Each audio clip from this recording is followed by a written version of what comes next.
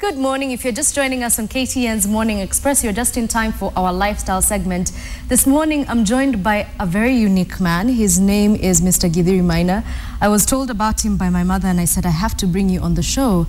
And what she told me is that you have dedicated now your entire life to your wife. Thank you for joining us on the program. So when I say you've dedicated your entire life to your wife, people wonder, okay, well, that's what most husbands do. That's what they're supposed to do. But your wife suffers from a very unique disease. Can you tell us about it? Okay, my wife suffers from a disease called stiff person syndrome. And what does that mean? The stiff person syndrome means it's a body fighting against itself.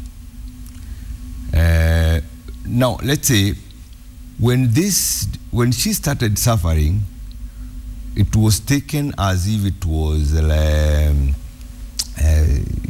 just arthritis or something. It starts like an act of arthritis. And it took us like 3 years to know what was happening with her. We moved from one doctor to another, a lot of tests and all this.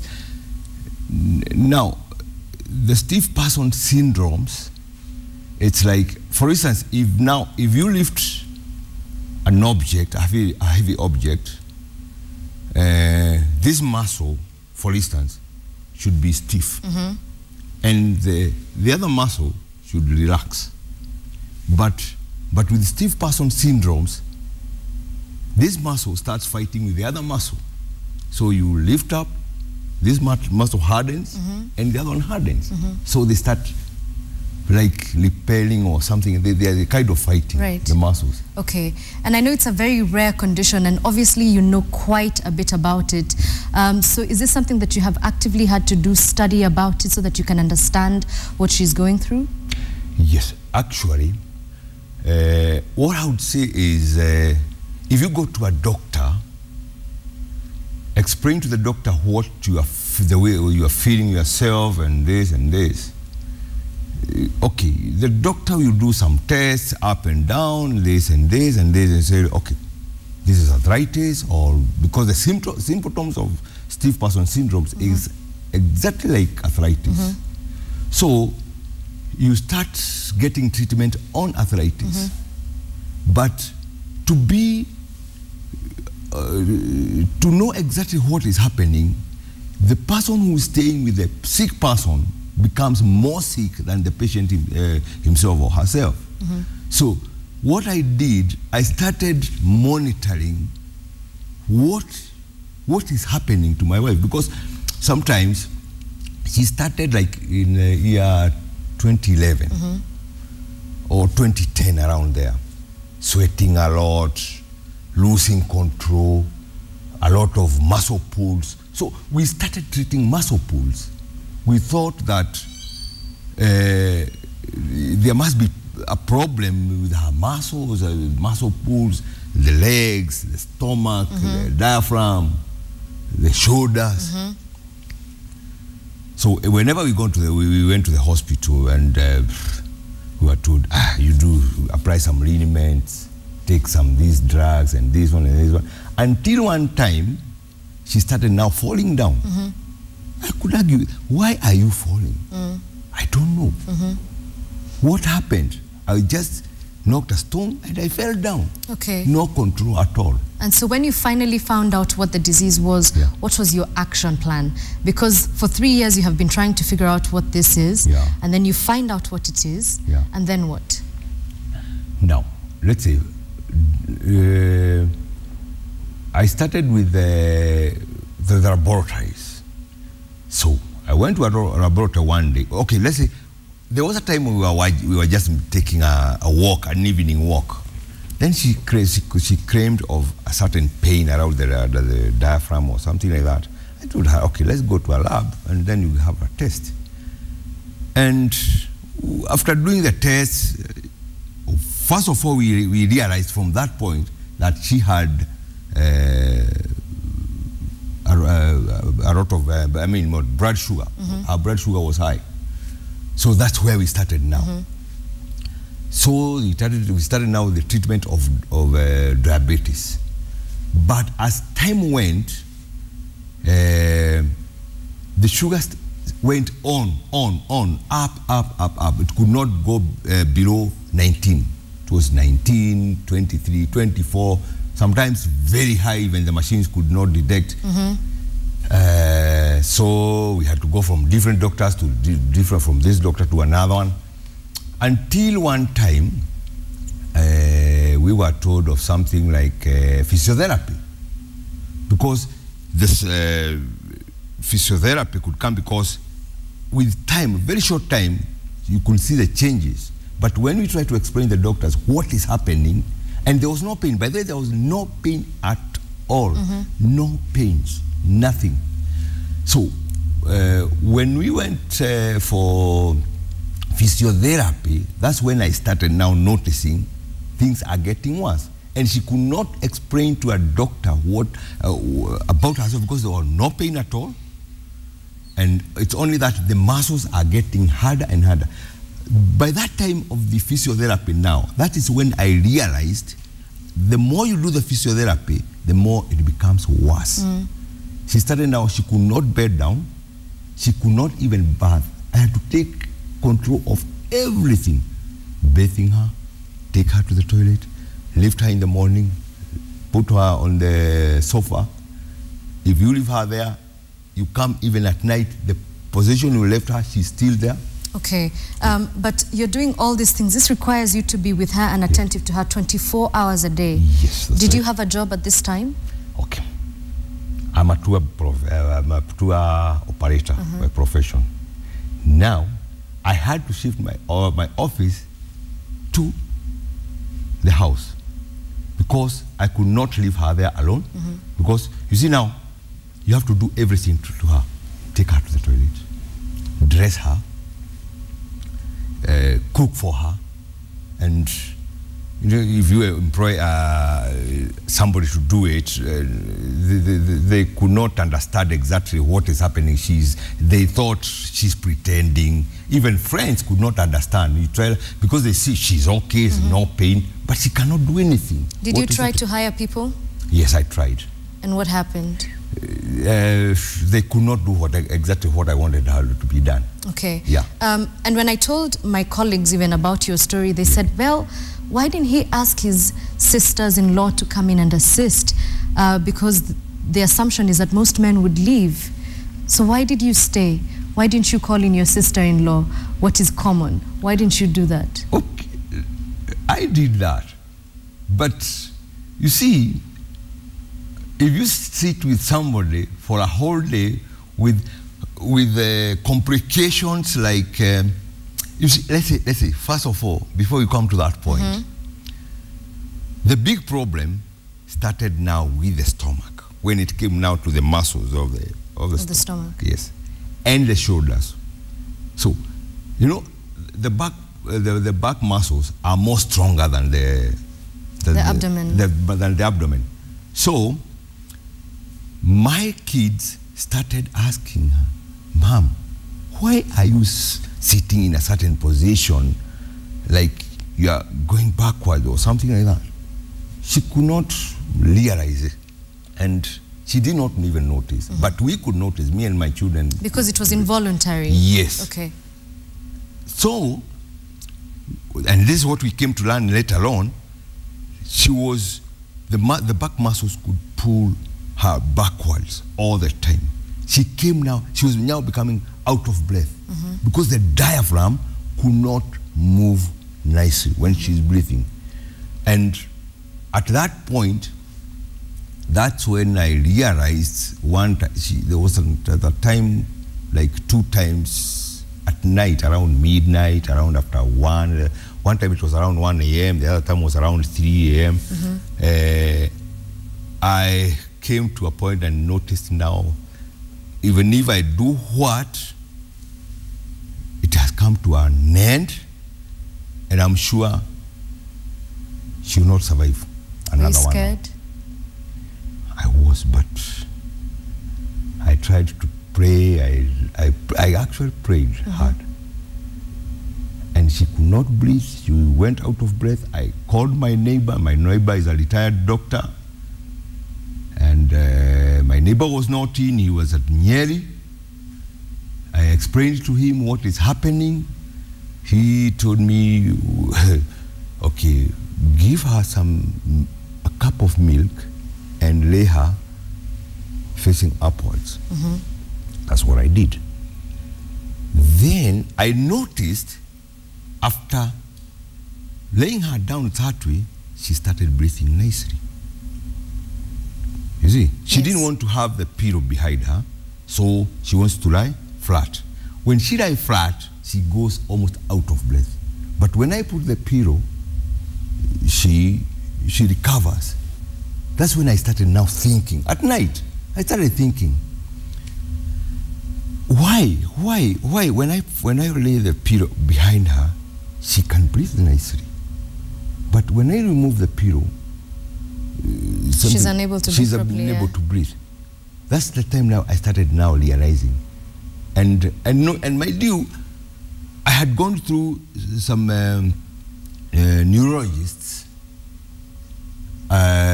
who had decided, they came to a conclusion, they have to do an operation, a spinal operation. They had done a lot of RMIs, whatnot, and told me, this is a spinal, because this thing affected the spinal cord.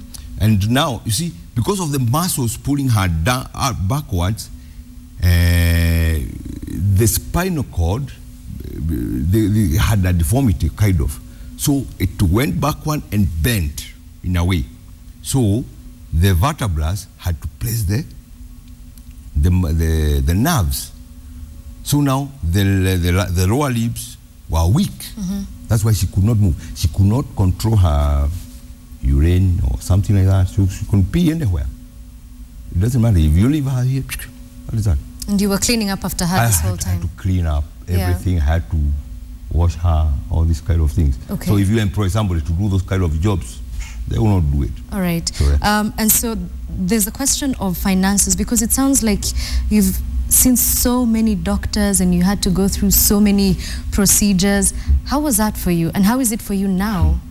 Now, there's nothing bad in life like disease or a case in court.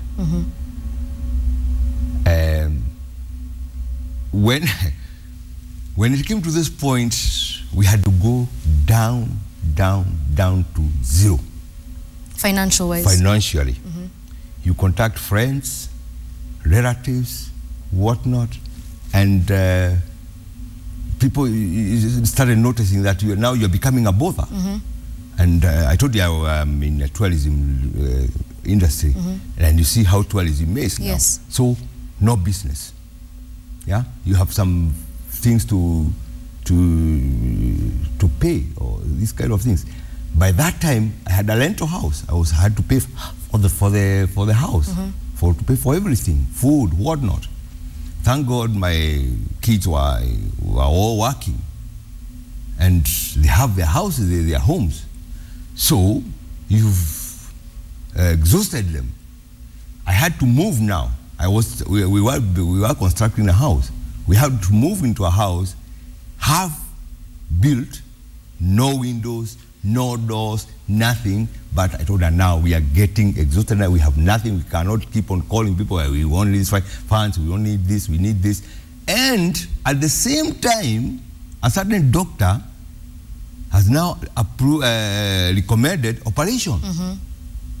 Now the doctor said, okay, now you have to arrange for either to take her to India, or we are going to do the operation here in Kenya. Okay, how much is it going to cost? Maybe about 600,000. Take these drugs, and for 1 month, then you come, we admit her, we do the operation.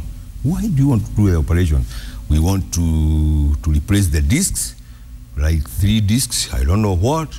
And so they tell you why you need the operation. Yes. Meanwhile, you move into a new home. Yes. And the disease, you still don't know what it is. You don't know. So what was the turnaround point? Now, I had to move from that doctor. I went to another one. We started in some other, these are the tests, and then they said, okay, you have to do some others, this and this. Now we have to do an operation. Now the point came now that, what are we going to do? Now we have to do the operation now. There's nothing else. My daughter told me now that, do you know something? We have to do a harambe, take her to India. So you don't know all these kind of things. And it's overwhelming for you, I'm assuming. Yes. It's a lot. Yeah. In India, it was costing about 1.4 million. Now, where are we going to get this money from? Because now friends are tired of me. Yeah. Around 1 a.m., that's when now she came to a point. I said, okay, my wife, I love you, but now we have nothing to do. I had even sold my car. So now we don't have transport. We are new in Syokimau. We don't know anybody now. We don't know whom to call. It is at night. Yeah. So that's when now I started thinking now, the behaviors. When you stay, that's what I say, when you stay with a sick person, you become more sick than the sick person, than the patient. Because you understand them entirely. Yeah. Okay, and because we're running out of time, I just want you to tell me how your wife is doing right now. Now she's okay. She has improved tremendously. Did you have to do the surgery? No.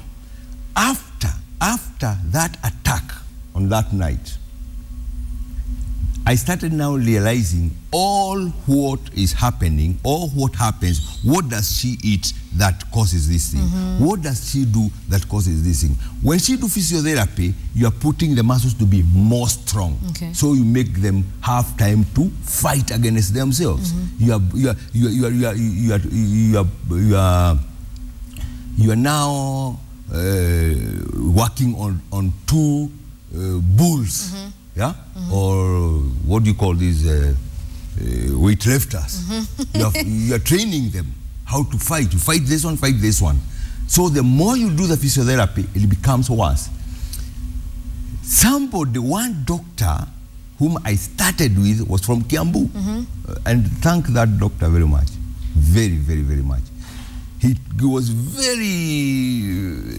was very frank to me. He told me, Mr. Githiri, I'm sure, I do not know what's wrong with your wife.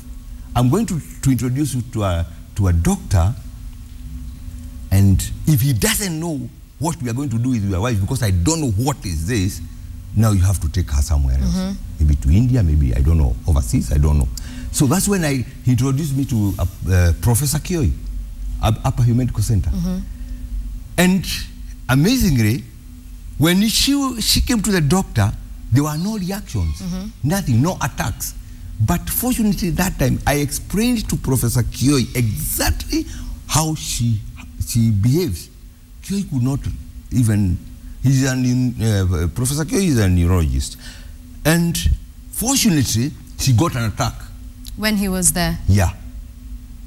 And so he was able to figure out what exactly was going on. And so what has the solution been? Is she on medication at the moment? Are you simply... Yes, now she is on medication. And after going to Professor Kioi, within like 3-4 days, I started now seeing an improvement. Okay. Yeah. The final question, because unfortunately we're running out of time. How do you stay energized? Because it's not easy to take care of a sick person. And it's not easy to do the things that you've told us you did. How did you do it, and how do you continue to do it every day? My mom tells me every Sunday you're by your wife, taking her to church. She's in the studio today. Now, if you love somebody, I say like now we are 26 years in marriage. Not actually 26, we did our wedding, it's 26, but we have been together for the last 30 years. Our firstborn is 30 years now. And you give total love. We love each other. She has never gone home because of, I don't know, like running away or something like that. You love each other. Okay. And I had to take care of her, sincerely. And I have had a lot of support from the Syokimau PCA Church. Those are the people who have supported me. I have a sister who has supported me very, very much. And I have an auntie in UK. When I explained it to her, and she's in medicine, she could not explain what I'm trying to tell her. Yeah? By the way, nobody could understand. Even the doctors themselves, they did not understand what is. And my dear, these antibodies, I think they're supposed to be either between -30 to +30, not more than that. But she was 475. What? Point. Yeah, I have the records here. I have the tests with me here. Okay, and so right now, the medication costs, is it manageable or is it extremely expensive? Is it still strenuous for you and your family financially? Okay, now the medication she is on is, let's say like, it's a bit manageable, not very much as per now, but around, it goes at around like 8,000 a month, and still, that is now on stiff person syndromes, and then she is on diabetes. So we have now 2 treatments. Okay. We have this one and this one. And as we wrap up, is there a time when you felt that you wanted to give up? No way, I could not give up. And I could always, I always give her confidence, have faith. No matter what happens, have faith. The doctor is there to treat you, but with faith, yeah, God will heal. God heals, but the doctor treats. I have goosebumps. Yes. I don't think there's any other way to wrap up this conversation this morning. Thank you very much for making time to be with us. Mrs. Githiri is fine and well. She's in studio, actually, and that's why Mr. Githiri keeps checking his back. I think it's an instinctive thing where you want to constantly check on her, and I appreciate you making time to be with us. We welcome you to talk to us about this conversation. If you want to offer any help, at KTN Kenya is where you reach us. You could also reach us on the SMS number 22155, and I will personally also be taking those requests at Edith_Kimani. I can't think of any other way to end this beautiful morning than to say good morning. Thank you, Mr. Githiri, and have a blessed day. Before we end, yes. Yes. Professor Kioi told us that she is the 3rd person that he has found with that kind of disease. And I know there are so many people who have those kind of problems, but they don't know where to start or where to go. And I would urge husbands to take care, let them have support to their wives and families, and not lose hope. Not to lose hope. Yeah, not to lose hope. Yeah. To be the man of the home. Yeah, man of the home. Okay. Yeah. You've heard it from the man of the home. I'm Edith Kimani. Have a good day.